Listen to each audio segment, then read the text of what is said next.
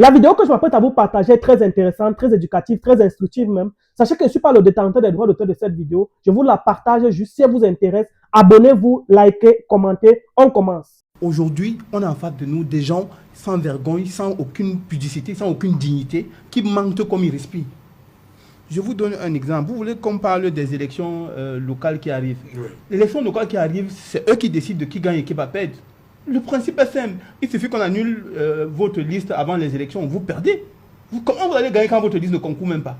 Mais vous voyez à un niveau où les gens sont cyniques. Dans le Nyong Ekele, par exemple, le président Paul Biya a gagné les élections. Il était premier avec 16 058 voix. Allez voir ce que le Conseil constitutionnel a publié dans les résultats nationaux. On lui a donné 38 559 voix. Vous voulez qu'on continue dans quoi? On va aller dans quelle élection? Il faut qu'on arrête cette connerie-là. Nous sommes tous Camerounais. Ce pays nous appartient, nous tous. Autant à Paul Biya qu'à moi-même. Il faut qu'on arrête de se moquer des gens. On ne peut pas continuer comme ça. Il faut qu'on sache que nous tous, on est Camerounais. Il n'y a pas un Camerounais qui a un sang qui soit violet, l'autre a un sang qui est rouge. On a des gens qui sont à un niveau où ils ont perdu leur âme. Ils n'ont plus la crainte de Dieu. Ils ne croient plus en rien. Ils peuvent tuer tout le monde, écraser tout le monde comme des souris, envoyer des gens à la télé faire de la comédie. Mais ce n'est pas de ça qu'il est question ici. La vérité est claire. Nous tous, on la connaît. Et cette vérité-là, même si on tue tous les Camerounais, elle va rester vraie. La vérité ne va jamais, au grand jamais, se procéder devant le mensonge. Ça n'arrivera jamais. Jamais. Et il faut que les gens sachent une chose. Que ce soit la gendarmerie, que ce soit la police, que ce soit la DGRE, que ce soit la surveillance du territoire, quel que soit le corps des armées qu'il y a là. Tout le monde connaît la vérité. Même le policier qui prend son arme pour tuer son frère, il connaît la vérité. Il sait que Chiroma a gagné l'élection. Il sait. La vérité est que c'est comme la lumière. Elle ne se cache pas. La lumière ne se cache pas. Il faut qu'on soit certain dans ce pays. Il faut qu'on sache que là, on amène le pays ici. Moi, c'est quoi? Qui vous dit qu'en ce temps, ils ne vont pas me tuer? Ma vie, c'est rien. Ou moi, ça fait combien d'années? Et moi, ça fait combien d'années? Ça ne change rien. Ce que Dieu a dit pour ce pays va s'accomplir. Si ça ne s'accomplit pas aujourd'hui, ça va s'accomplir demain.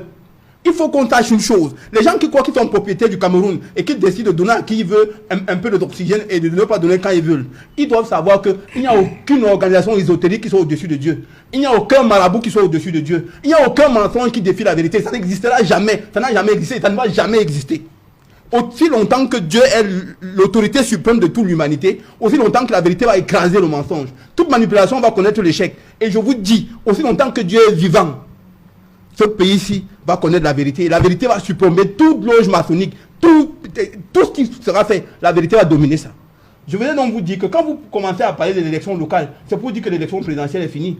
Et que comme le Conseil constitutionnel a fabriqué les chiffres pour donner Paul Biya vainqueur, ça veut dire que c'est ça. Qu'est-ce qu'il y a de fait encore? Bon, dans tous les cas, ce que je voudrais que vous sachiez, c'est que s'ils ont fait ça à l'élection présidentielle, ils ne vont pas prendre le risque d'aller à l'élection locale pour ne pas avoir la majorité à l'Assemblée nationale. On a vu la France en difficulté, incapable de diriger la France, parce que le Parlement n'était pas favorable. Ils ont les mêmes méthodes qu'ils ont utilisées à l'élection présidentielle. Vous savez, tout le Cameroun peut voter Chiroma, Paul Biya gagne quand même.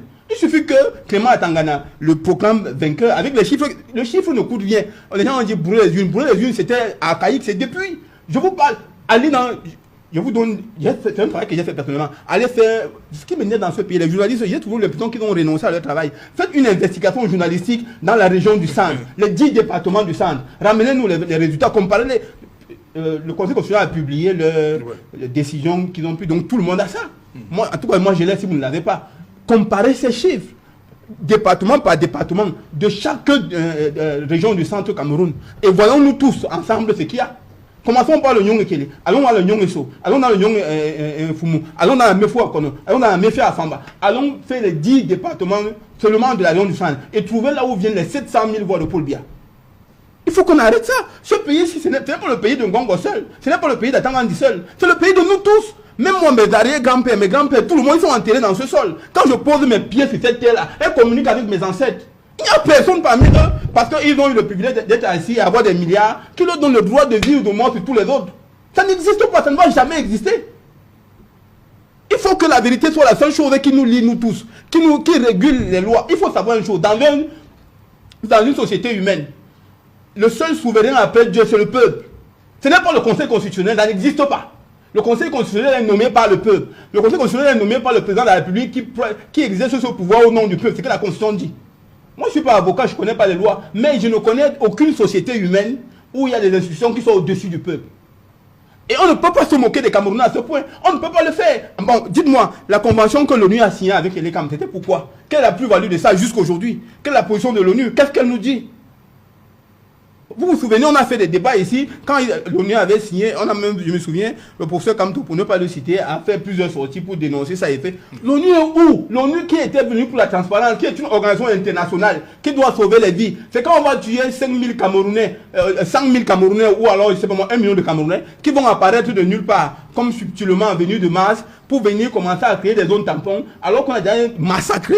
Ce qui arrive au Cameroun est un déluge, est un crime contre l'humanité qui arrive. Ce qui s'annonce là est grave. Et les gens continuent à faire l'hypocrisie, à jouer la mascarade, à montrer que je suis de tel parti politique, je suis de tel parti politique. Rien à voir avec tout ça. La vérité est là. Il faut qu'on la dise et qu'on l'assume pleinement. Les gens ont peur de mourir. Et tous ceux qui sont morts là, ils sont morts pour qui alors? Il y a qui, quand on va te tuer, ça va. Si on me tue maintenant là, demain ils vont pas laisser mourir. Il n'y a personne à Yaoundé qui va rester éternellement en vie. Tout le monde en va l'enterrer. Il faut qu'on arrête avec ce niveau de méchanceté là. Et ces gens-là, il faut les voir assis à l'église, bras croisés, en priant le même Dieu que nous autres on prie. Il faut savoir que dans l'histoire de la royauté, dans l'histoire où on dirige les hommes au monde, il faut lire l'histoire du roi Saül. Comment le roi Saül devient roi sur le peuple d'Israël. C'est Dieu qui l'établit. Il demande à Samuel d'aller le oindre. Et lorsque Dieu a tourné le dos à Saül, et qu'il à Saul, en réalité, qu'est-ce que Dieu a dit à Samuel? Va oindre David. David était oint et Saül ne savait pas que Dieu l'avait tourné le dos. Au point où Samuel a oint David, ensuite il est mort. Et Saül continue à vouloir rester avec le pouvoir. Parce que le pouvoir il est comme ça. Il te possède, il ne veut pas te lâcher. Et comme Saül voulait faire tout pour rester roi du peuple d'Israël, il allait consulter une médium pour lui demander d'appeler l'esprit de Samuel. Qui voulait consulter Samuel. Quand Samuel est venu appeler par cette médium, Samuel dit à Saül, pourquoi me trouves-tu dans mon repos? Et il lui dit, j'ai consulté l'Éternel par les prophètes, par les anges, par les médiums. À aucun moment il m'a répondu. Donc je suis venu vers toi pour que l'Éternel... Il dit, mais si l'Éternel ne te répond pas, tout le monde il va te dire quoi? C'est l'Éternel qui est suprême. Il faut savoir que quand Dieu choisit un homme, il le choisit pour un but. Quand l'homme se détourne de ce but, Dieu lui tourne le dos. Et quand Dieu te tourne le dos, utilise toutes les manigances. Dieu a exposé Saül plusieurs fois entre la main de David, sous son épée. David l'a épargné parce que son cœur était pur. Il faut savoir une chose, le pouvoir est divin. Tout pouvoir vient de Dieu. Celui qui renonce à Dieu renonce au pouvoir. Merci.